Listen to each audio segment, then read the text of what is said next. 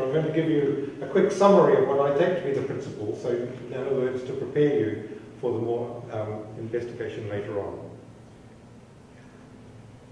And now I said I want to combine science and theism. And if we're going to do that, then science and theism, both of them have to be changed slightly from the way that they're quite often understood. Scientists, in general, believe that all causes are physical.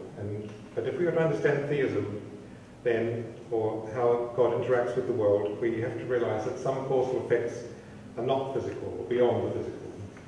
And that can still be scientific as long as we have a clear idea of what these causes beyond the physical are. So it's a question of developing ideas which enable us to understand what non-physical causes might be.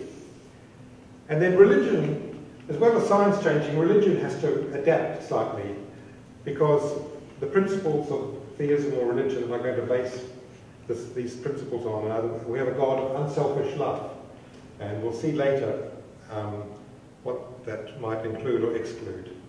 Perhaps you think this is obvious, but not everyone thinks it's obvious. And then I will look at some history and the way other people have tried to address these questions. So that's an outline of what I'll discuss first. Where to begin theism? The traditional way of understanding theism and philosophy is to say that God is the eternal, omnipotent, omniscient being who created and sustains the world. This is the traditional way of defining God, or thinking of God within theism. But the trouble is that this view, we have a little picture there, these attributes don't have specific consequences for the way minds, mental things and spiritual things operate. They're different from each other. They're different from God. People who take this first view believe that this means that we have minds and souls, that it makes obvious that it's obvious to them that if there was a God like that, then he would give us minds to think and whatever, and bodies to do things with. But it doesn't really tell us what our minds are like, or it doesn't tell us what our bodies are like. It doesn't say, why is there a physical world, in fact? Why couldn't God create everyone all at once, for example? And so I would suggest rather that we want not just a God as the philosophers, this eternal, omnipotent, this omni-being, but we want a God of the living. We want something to do with life and love. And so I have a different way of defining who God is. It's still a theistic view. God is that person who is a necessary being, who is unselfish, love itself, wisdom itself, and in fact life itself. So it's these itselfs, these per se or aseity, that we are regarding as the essential features of God. And God enlivens our world. It doesn't just create and sustain it from a distance, but enlivens it even now. So this idea of God as a person is not necessarily in the first definition of God. But most people think that it is, but they have the idea of a person there. But we have to. But in order to understand about being a person, we have to understand what we are. So that a full understanding of God as a person requires knowing in what way we humans are persons, and so and their connection between these things. So there's lots to understand more about God, and more about the way people are when they have mental and spiritual life. And an important feature is unselfish there. That's what I mentioned earlier on about religion requiring love to be unselfish. We'll see later on what sort of predictions you would make if God wasn't unselfish. Okay? We'll see that this unselfishness of God has specific consequences for the way the world is organized. To give a preview, it makes it into a pantheistic world rather than a theistic world. And so we can have a bright shining light, but there's a human being behind the light, if we want to use that picture of the God that we're talking about. So this is just a reorientation of how to start theism. which is different from the traditional philosophical way of studying theism, but it's closer to what I think we need in order to make predictions about the world. And I think if you ask most people, they would agree that this is the same God that's being talked about, but this is a more specific identification of what we need. So if we were to go and look at what this idea, what this living theism contains, it contains several principles, and these are the main principles that I'm going to use during this presentation. The first one, as I said, is that God is love. Now, on the slide after this, we'll show what the justification is from Christianity, but most people recognize that God is love, and it's unselfish love, as I've said, and that means that it cannot love only itself. In fact, it can't love itself at all, to take an extreme view of unselfishness. The second thing is that God is wisdom. God, as well as love. So and when love and wisdom act, then you have power that makes things happen, and your action, which is the happening itself. So these are the components, spelling out in a little bit more detail from the previous slide. And then we look into a bit more detail. We say that God is life itself. This is also based in religion. I think most people who have an understanding of theism and religion will agree that God is the source of life. It's the source of all our powers or dispositions to think and to act and to will and to do things. So these are the principles, and we have to understand how all these things happen. That's part of the understanding of theistic science, all the steps involved.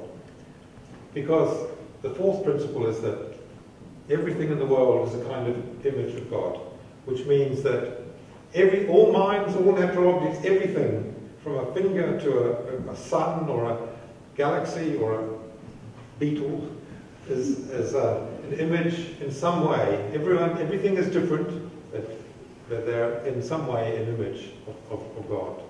And in particular, an image of these aspects, the love, wisdom, and life that comes from God. Because everything is living, everything has powers to act and do things, and so therefore we need to understand how it is that each object in the world, whether it's living or not living, spiritual, mental, or physical, each of them can do things, and I'm claiming that in theism, everything comes from God. And the fifth one is that, saying the same thing again, I suppose, that our life from God derives from the divine power. And the life we have depends on us. In other words, a little image here is that the sun, the solar system, the sun of the solar system shines on everyone. When it comes to the Earth, it's the same intensity, but the Earth rotates. You have days and nights. We vary, but so that therefore our reception of the solar light varies, but the sun itself is constant. And so on. This depending on us means that the life which we receive from the source depends on our abilities to receive it and retain that life and to act upon it. So this set of principles was first suggested by Emanuel Swedenborg in his book Divine Love and Wisdom a long time ago, but I think it's still just as useful. These principles, I think, have more predictive power than to say that God is omnipotent and omniscient and eternal, because there's a lot of debate about what omnipotence means. Does it mean everything logically possible? Does it mean everything good? Does it mean everything that's not contradictory to the nature of God? There's a lot of discussion about what omnipotence means, and you can't actually produce many consequences of God being omnipotent, because you'd expect God to act, we would naively expect God to act a lot more often than he appears to do. So there's, people complain that God is not acting or not acting. So that's the picture of Emanuel Swedenborg. So those 5 principles, I claim, are common to the theistic religions, which is Judaism, Christianity, and Islam. And if we just look at the support for these principles in Christianity. The first one, God is love, is actually stated rather boldly in John. And God being wisdom, the source of all wisdom. In the Proverbs, God gives wisdom, and from his mouth comes knowledge and understanding. That God is life itself is stated again rather specifically in John 5, Gospel of John. The Father has life in himself. The eternal God has life in himself, or is life in himself, I believe is the same thing. And that also has specific consequences, which we'll see in the third lecture when we come to discuss the kind of creatures that God could create and the kind of ways in which this created creature can live from the life that comes from God. There are many specific consequences and predictions that are made on the basis of just these principles. The image of God, of course, is a traditional one in Judaic in Genesis. God created man in his own image. So I'm actually generalizing that. I'm saying that everything is an image of God, but in a reduced way. Man might be the best image of God, or good men or good women might be, but everything, animals, we know there's a lot of similarity between animals and humans in their physiology, and even with plants, and there's a lot of similarity. We consume food from the world. And our life is from God. There's another general principle which we've got here, the free gift of God is eternal life. And so there's many, so these principles are not stated exactly in the Bible as I've written them here, but I believe, and I will justify, that they form a good basis for understanding the principles that lie behind the Christian religion, and then can be used to predict how a religious life should follow, and how theism and God, how God is related to the world. So this is just, I want to understand the details of things. I understand the basic principles. I'm a physicist. I want to understand, if you have a quantum theory, you write down the principles of quantum theory, and then you use them to make predictions and apply them in specific cases. So what I'm doing here is using some ideas from Emanuel Swedenborg and extracting just what I think of as a minimal set in order to carry on and answer questions about the world. I said at the beginning that if we were to take these ideas of theistic science, which is combining science and religion, there's a little bit of adjustment of religion needed and a little bit of adjustment of science. So I'm going to say again what these little adjustments are, and hope they're not too difficult for you.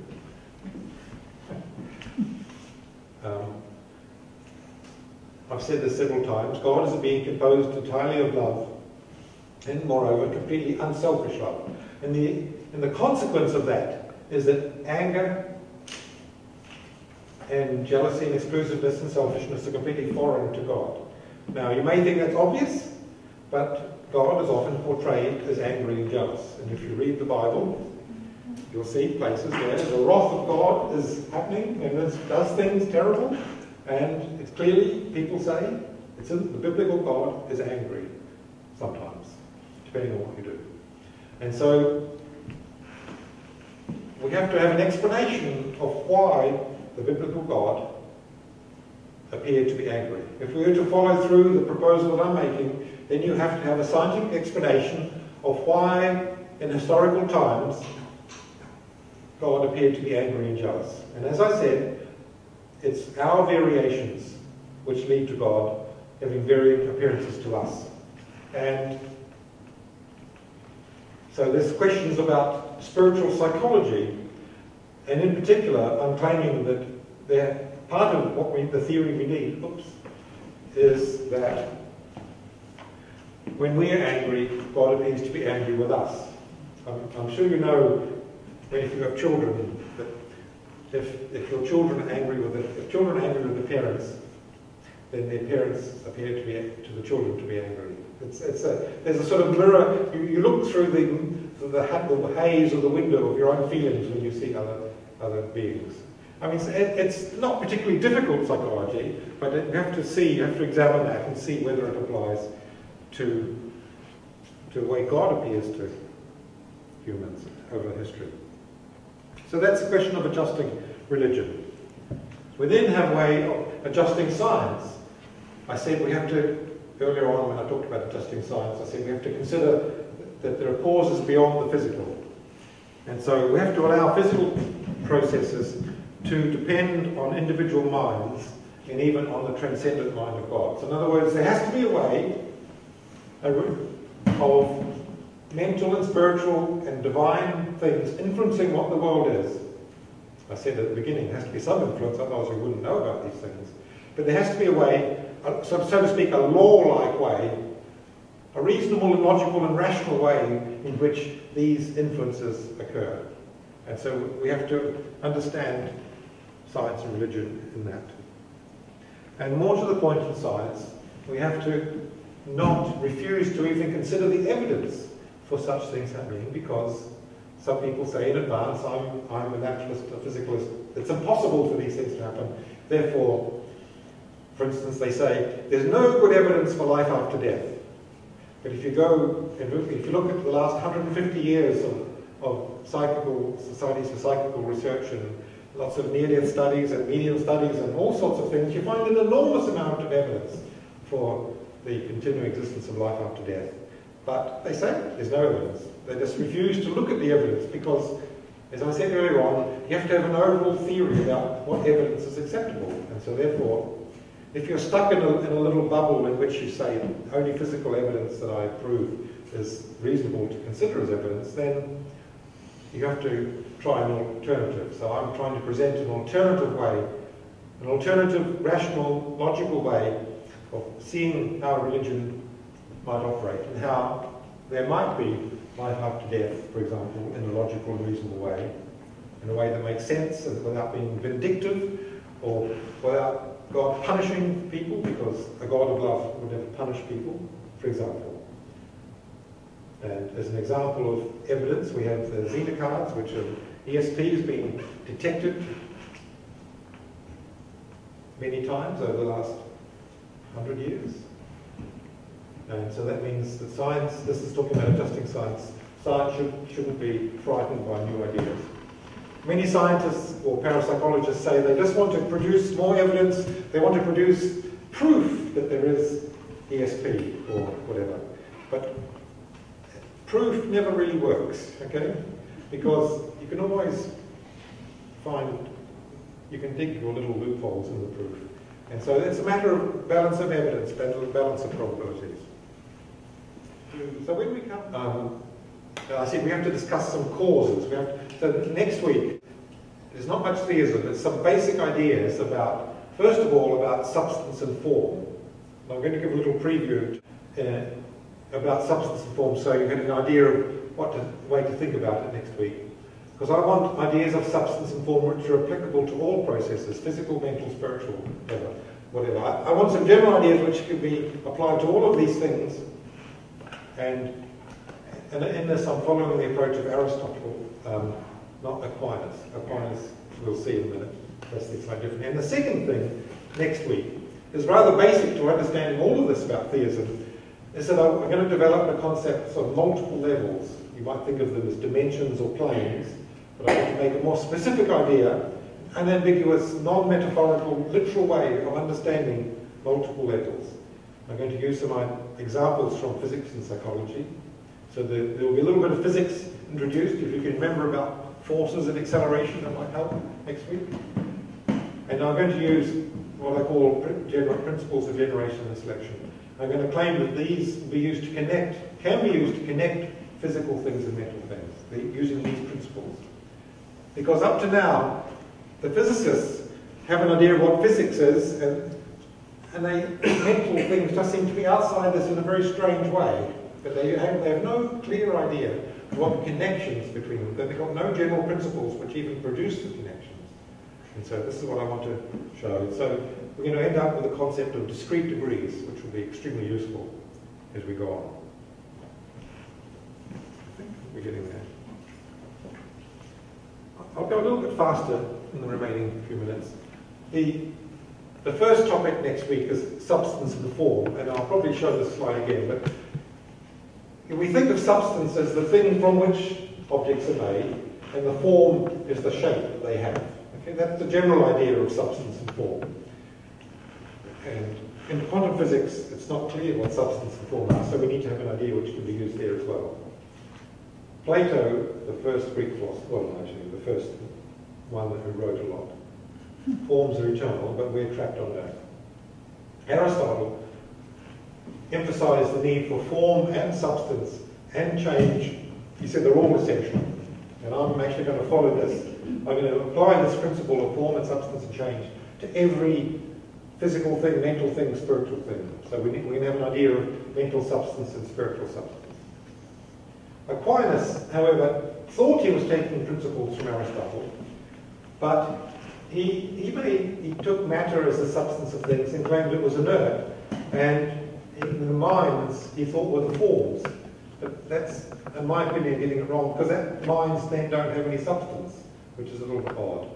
He thinks that the forms of things can separate, but they're not really living. So you can have life after death, but not in a sort of fully fleshed form, a fully embodied form. Isaac Newton had a theory of matter. Isaac Newton was a theist. He believed God of theism interacted and influenced the world. He had a theory of matter, of corpuscles, which are substances, elastic substances in a form. So it was consistent, but I just claim quantum physics knows that this is consistent but wrong. Leibniz, on the other hand, started a trend of separating things. He said, minds don't interfere in nature. He postulated what he called pre-established harmony. In other words, the minds and the bodies go along in parallel. They do things like this. They vary as though they're influencing each other, but they're not really. And this idea of minds not influencing nature was really taken up by the physicists, because then they had an idea of nature in which minds interfere. And there was no influence from minds. And so this is the beginning of the end, so to speak, of theism. Because Swedenborg came just after Leibniz, and he said that you can know spiritual things and mental things. You can know about these different discrete degrees. But Kant read Swedenborg, and he claimed, despite what Swedenborg said, that spiritual things cannot be observed. He just said that Swedenborg was seeing things, and it was a little bit crazy. Okay, he just wrote things that he claimed to have seen, but he didn't really see them. And so, as I said, it's easy. If you can have a general theory, it must include a theory about what evidence is acceptable. And so, therefore, you can put the boundary between acceptable evidence and unacceptable evidence in various places. And you've got to think carefully about the consequence of putting the boundary between acceptable and unacceptable evidence, because it has big effects. Kant has the traditional view, which is taken on now. Science has ignored spiritual causes since Kant, because he said that the natural world was like that of Newton, and he revered Newton, and he was so wanting to be for mental things in philosophy like Newton was for science.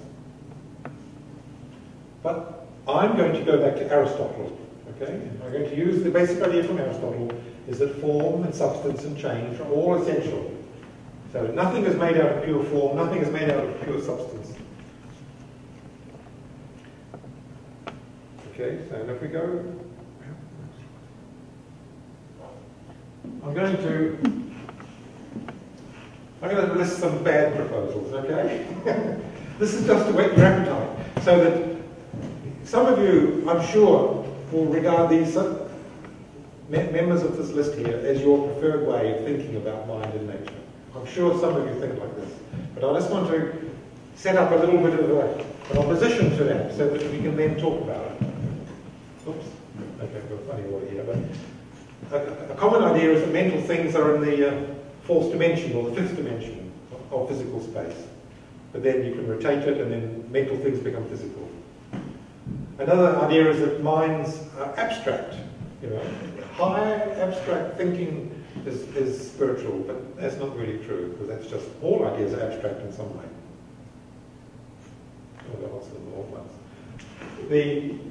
Another idea popular these days that minds are active information. But information is form of things. Information tells you the form. It doesn't tell you anything about the substance. When you receive an email, you're actually receiving the form, the structure. The substance is not being sent at all. Only the form is being sent on a computer. So the form is extracted and copied and conveyed on in many different substances, from microwaves to radio waves to light to electrons, etc. There's various ideas of mental and spiritual things being a high frequency vibrations.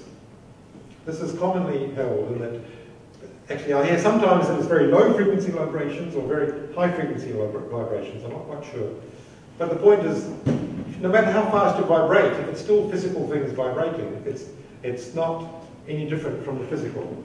And frequency is just a time, and a vibration is a form. If something is vibrating, that's the form, the waveform. It doesn't tell you anything about the substance. So there's no mention of substance if you're only talking about frequency of vibration. Another idea is that minds and spiritual is outside time. But if you take that view, then nothing in the spiritual world could happen. No changes would occur, which would make it a rather unpleasant place to live. Idea from the Romans is that mental things are spiritual, subtle substances, or very fine, that fits in the gaps of physical things. But it's in physical space, but very fine substance. And then recently we have these other ideas that if you just take the holistic view of nature or of the body, that tells you what the mental life of the body is. But that's really still talking about physical substances. And similarly, if you take the cosmos as a whole, with expanded consciousness, to consider the whole universe, if you do that, you're spiritual. But this is still talking about the physical universe. And then others say that quantum physics tells us about spirituality, but in fact, quantum physics is about physics. There's some structure in quantum physics which tells us a little bit about the discrete degrees, which we'll see next week. And discrete degrees are useful to understand the relation between mental and physical things. But quantum physics doesn't itself do that. So, another set of contemporary proposals is chaos theory, is that because there's a sensitivity to starting conditions, physics can never make complete predictions. And some people use this as a way of introducing minds, because physics can't make predictions. But it's not really about predictions. Minds, it's a question of whether minds really do have an effect. It's something which is independent of predictability. Some strange ideas. Quantum measurement by Deepak Chopra. He says minds influence brains by non-local correlations. But actually, non-local correlations in quantum physics do not convey information at all. That's the way it's done. There are non-local correlations, not causal effects, so that influencing can't occur. Another idea is that there's a quantum vacuum, which is the reality behind the physical world, and that this quantum vacuum is consciousness. But we'll see next week that the quantum vacuum is a discrete degree just above or behind. It is indeed behind the normal reality that we know, but it's not actually consciousness. It's still a physical reality. If you want to combine mind and nature, an idea which is called panpsychism, which is that everything has some psychic component. In other words, everything is like a physical side, like a coin. There's a physical side and a mental side. That's panpsychism. Everything has both sides. But then it's the one substance being physical and mental. So mental and physical are just different forms, different ways of talking about the forms of the same substance. So you can't survive the death of your physical body if the mind's an aspect of looking at the brain. And furthermore, if the physical properties were causally sufficient, then that predicts everything that you need to know about those objects without the mental side having any effect.